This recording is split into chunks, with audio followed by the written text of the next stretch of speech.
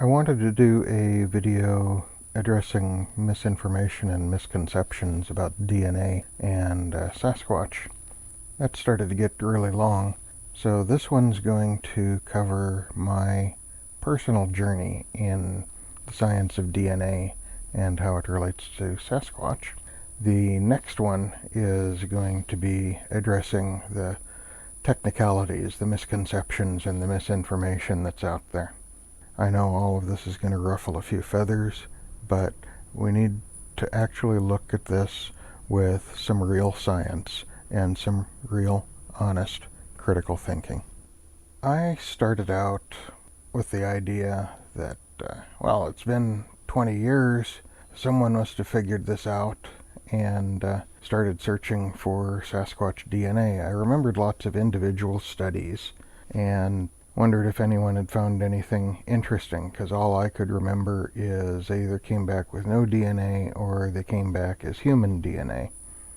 It did not take very long at all for me to discover Dr. Ketchum's Sasquatch Genome Project, and I was thinking, wow, this is cool, great, someone's finally addressing this, and what's their schedule, what do they know, what have they shared, and when do they publish?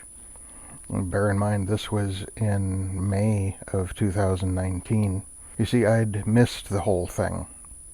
I'm a software engineer contractor, and I've spent most of the last 25 years in air safety.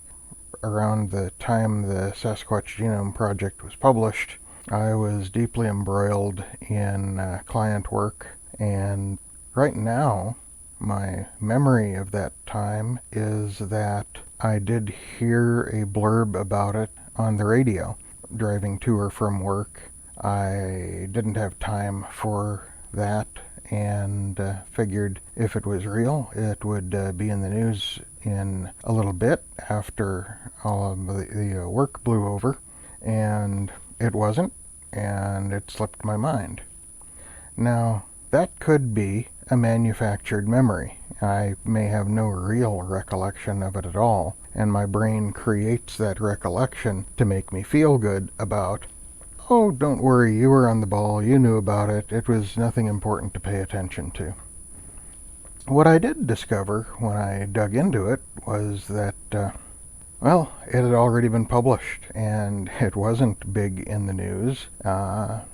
Effectively, it was not news-worthy. To paraphrase a line from Aliens, whatever happened here, it's over. So I set it aside that I would get back to it at a later time and continue looking for information about other real science approaches to Sasquatch: imprints, footprints, handprints, body prints, vocalizations, things like that. Towards the end of the summer of 2019, I started running into what I would call really hyperbolic claims that were justifying themselves using the Sasquatch Genome Project report. These were Scott Carpenter's, mostly, talking about the Nephilim and how this report is absolutely evidence of the Nephilim as an origin of Sasquatch. I don't think I have to explain why I call these hyperbolic, but you should look up the word hyperbolic if you don't understand. As I read through the report in detail this time, there were a number of questions that I had. First of all, the report itself was not in the same sort of form that you would typically find this kind of study. It wasn't a really good peer-reviewed sort of paper from that standpoint. It had a feel of having a preconceived notion and trying to use science to justify it. Still, I dug into the report and I saw there were a number of issues that I could recognize as problems, but I didn't really understand the subject as well as I'd want to, and all I could find online were people who were absolutely dedicated to the truth of the report and those who were absolutely dedicated to the pointlessness of the report, and really not much in between. Usually that means both sides are wrong and the truth is somewhere in the middle, so I needed to learn more. I started out by reaching out to some friends of mine who, many years earlier than that, had been involved in a DNA project. As it turns out, they were involved in the development of the first Sanger sequencers, and they were able to help describe to me the electronics and how that works, and the chemistry and how that works, and that brought me quite a way down the road. They knew a bit about how the databases were populated and how the databases could be used, but they were really more into the engineering of the hardware. Along the way, I also looked at the Sykes study that came out around the same time as the Sasquatch Genome Project, and what I discovered in there was kind of something that I might have expected, and it's largely what he discovered, is that a lot of people who are out there collecting samples, in his case specifically collecting hair samples, didn't necessarily know what they had. But along the way, I found out some more interesting things. But first, I had to get in contact with Dr. Jeff Meldrum. So, on the Friday before Christmas 2019, I'd come to about the end of what I knew how to do and needed some guidance to push my studies a little bit further. So I put together a small number of questions and reached out to Dr. Jeff Meldrum at Idaho State University. The very next day, the Saturday before Christmas, I got an email from Dr. Meldrum with a link saying, "Have a look at this paper." Unfortunately, the link was broken, but fortunately he gave me the title for the paper, and I was able to search for it and find it. The paper was one that had been written by Dr. Hart, and Dr. Hart had done an analysis of a number of different Sasquatch DNA studies and looked at the issues that they ran into, and that also had Dr. Hart's email address. So I put my questions together and sent off an email to Dr. Hart the weekend before New Year's. Dr. Hart sent me a lot of information, papers published and not published regarding the analysis of Sasquatch DNA, and described a lot of things to me, pointed me to his blog, where there is a lot of other information in analysis of Dr. Ketchum's paper. One of the things that I learned along this was about the Sykes study and specifically how it worked, and learned specifically why it didn't find any Sasquatch DNA. You see, the Sykes study took advantage of a lab in the eastern U.S. that specializes in extracting DNA evidence from the medulla of hair. The medulla is the core of hair, and in many animals, the medulla will still contain mitochondrial DNA. Mitochondrial DNA can be used for species identification, but the interesting thing about this is that Sasquatch DNA doesn't seem to be found in the medulla. In fact, the hair seems to be absent of a medulla, and this led me back to Dr. Meldrum. But then we have to start looking at the problem of contamination. This is the biggest accusation against Dr. Ketchum, and it stands to reason when you look at all of the various samples.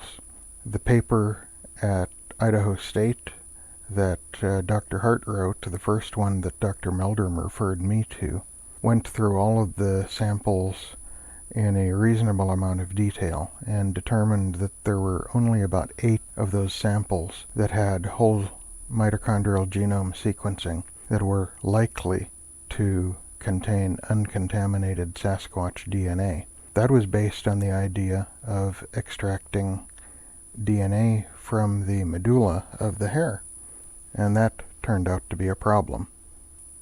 When I reached out to Dr. Meldrum about this, he confirmed that, indeed, Sasquatch DNA is consistently not found in the medulla of the hair. If it were, this wouldn't be an issue. There's lots of hair samples. We would know what the DNA of Sasquatch looks like, at least the mitochondrial DNA, and it's not there. So then I had to start to wonder, well, how did Dr. Ketchum get samples out of the hair samples that she got? In early March of 2019, I went out to the first Sasquatch group that was meeting reasonably close to where I live, down in the city of Puyallup. That was where I met Ben Freed of Bigfoot Ops, and it's also where I met Mitchell Townsend, who was presenting that evening, talking about his study of Sasquatch dental imprints on bones. Now, I'll get back to that probably sometime in a future video. The takeaway from that was to go ahead and reach out to Dr. Ketchum, that she had an open mind and that she would be willing to talk about these things. With the information I was able to gather from Dr. Hart's blog and his analysis, and the paper that he had written for Meldrum, and all of the other information I had to this point, I had a very clear understanding of what went wrong with the Sasquatch DNA study. First of all, the 111 samples that she had, she didn't share information from all of them. She shared information from about 30 of them, presumably the 30 best samples that she had. Of those, she shared whole mitochondrial sequencing of about a dozen samples. The rest only had partial mitochondrial sequencing for species identification. And then, of course, what she was calling the 3 whole genomes, but the whole genomes weren't published. We'll get back to that. Species identification with mitochondrial DNA is done by extracting certain elements of the DNA that are highly variable between species. Dr. Sykes extracted certain elements of mitochondrial DNA for his study. He did no whole genome study, and Dr. Ketchum extracted a couple of different segments that are still highly variable, and she then did whole genome sequencing on a number of other samples. Where Dr. Ketchum failed was in the nuclear DNA study, and to be honest, there's just no nuclear DNA there in her samples. There's not enough to amplify. When you look at her report, the electron microscopy shows broken DNA, single strands, strands that are broken and folded back on each other. So once a DNA strand breaks, those open ladder rungs are going to tend to want to rejoin to something, and they will rejoin at random locations. They may realign randomly, but what you have at that point is no longer DNA. It's no longer viable, and that's what she was working with, and that's why it didn't identify to any species. So it's as simple as that.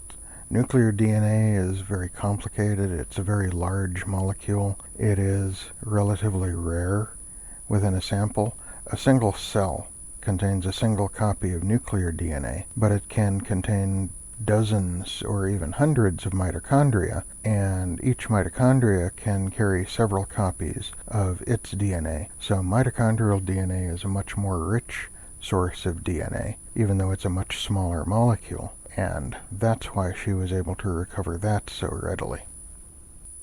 I did ultimately reach out to Dr. Ketchum in the later part of March, and what I discovered there was that, I'm sorry to say it, but she doesn't seem very scientific.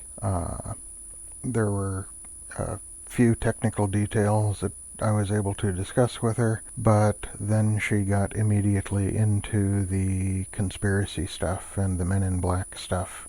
I tried to ask her some questions about contamination. She only wanted me to look at a video that she already did, which she feels addresses everything there is to know about contamination in her samples. You can find that video on YouTube, and quite frankly, it doesn't.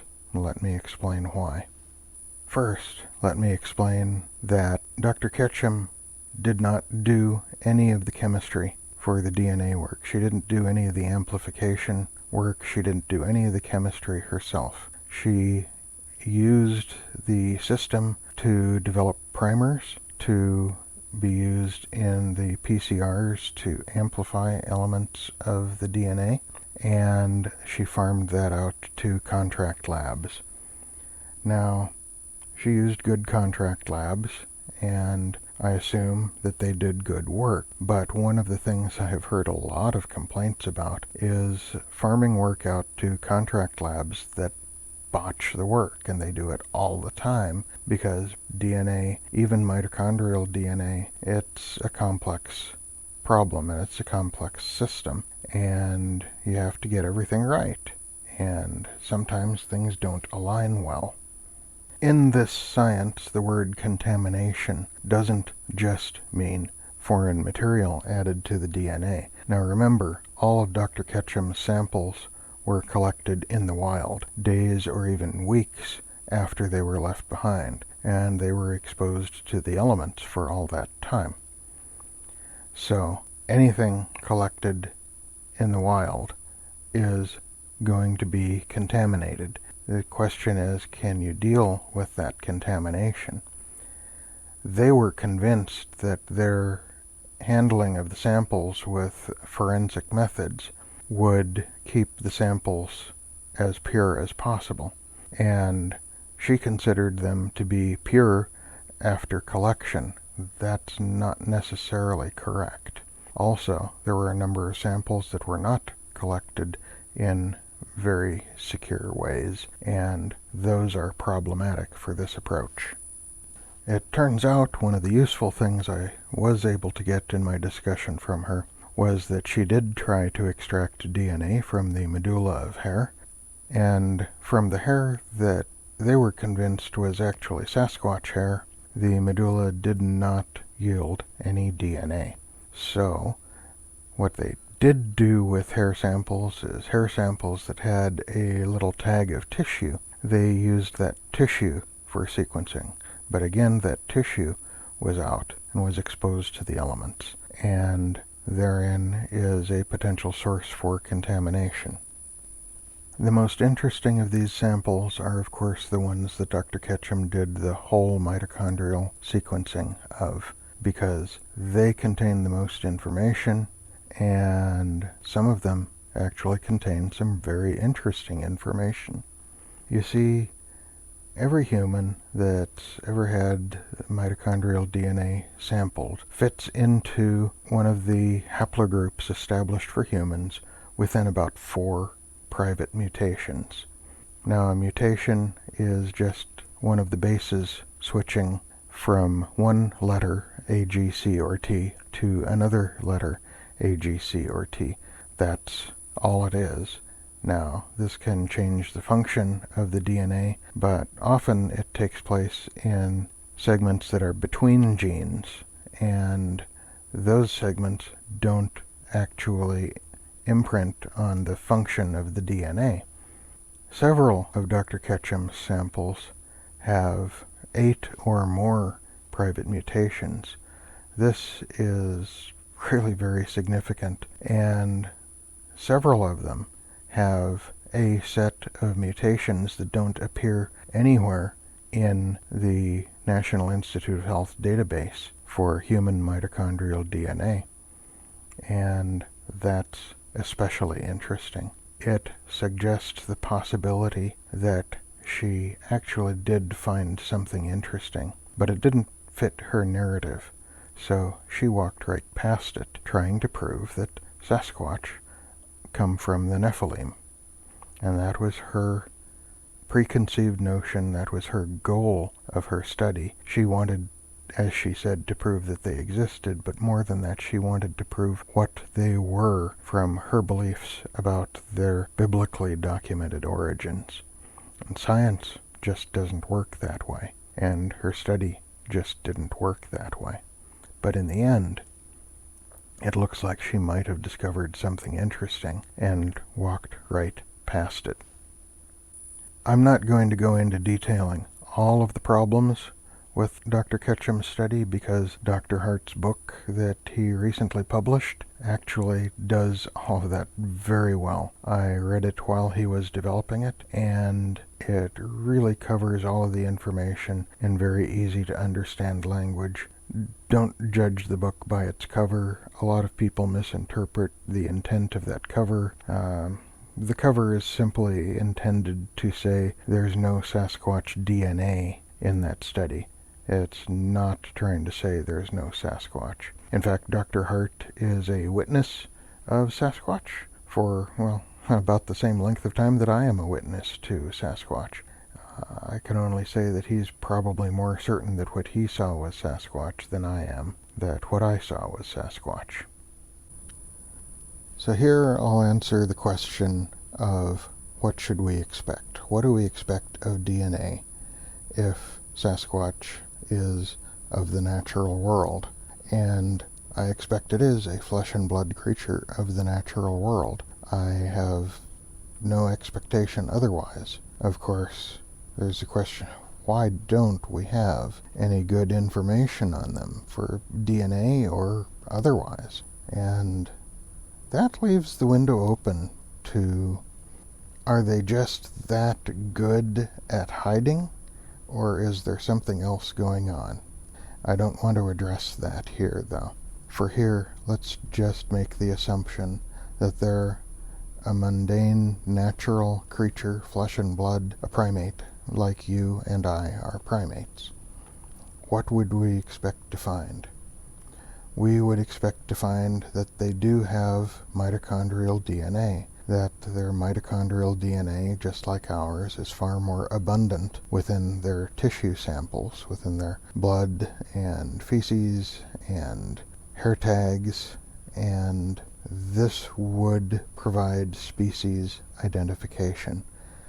It's possible that we've already got some of that, and it's entirely possible that more samples will help us to understand the samples that Dr. Ketchum found that might actually be Sasquatch DNA. To get their nuclear DNA sequenced, what we would need to do is get a real sample that has fresh tissue, a fairly large skin tag still attached to hair, a fresh enough blood sample to recover the nuclear DNA, possibly environmental DNA that's taken from a broad enough basin where we're able to actually find Sasquatch DNA in it. That's another whole set of challenges on itself. Ultimately, though, that nuclear DNA would show them to be from Earth and show them to be in a specific place in the phylogenetic tree, and it would show how they are related to us. Now, we would be able to build a better history if we had more samples and could see how this evolved. But to simply prove the existence of a species, all we really do need is the DNA. Now, that doesn't tell you if they're alive now or if they were simply alive thousands of years ago. For that, you need picture, you need video. But there is precedent for new species identification based solely on DNA and video evidence. The days of needing a body on the slab are gone. Of course, people who aren't familiar enough with that kind of science are going to have difficulty understanding that sort of statement. But the simple fact is that the DNA can show a species existed, may exist today, and show its place in relation to us in the phylogenetic tree of life. In fact, even if you had a body on a slab, you'd need to do the DNA work to show what it was and to show where it fit into the phylogenetic tree. Now, DNA can't be faked. You can't mix human blood and some animal's blood and do a DNA study that shows you have a half human, half animal sample. This is the kind of contamination that Dr. Ketchum did address, and you will find, if someone tries to do something like that, that you have human DNA and you have animal DNA, and they're two different mixed samples within the same source.